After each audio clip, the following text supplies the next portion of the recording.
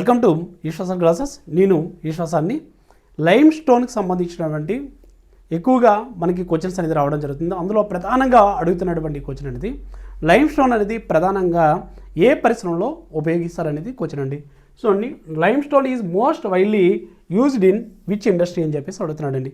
Lime స్టోన్లో ప్రధానంగా మనకి CaCO3 ఏదైతే ఉంటుందో ఈ CaCO3 ప్లస్ క్లే ఉంటుందండి. ఈ క్లే ఈ రెండూ కలిపి అంటే ముడి పదార్థంగా మనకి సిమెంట్ పరిశ్రమలో ఉపయోగిస్తారండి. CaCO3 అనేది ముడి పదార్థంగా సిమెంట్ పరిశ్రమలో ఉపయోగిస్తారు. సో అందువలన లైమ్ స్టోన్ని ఎక్కువగా ఏ పరిశ్రమలో ఉపయోగిస్తారంటే ప్రధానంగా దీనికి ఆన్సర్ ఏంటంటే సిమెంట్ పరిశ్రమ అండి.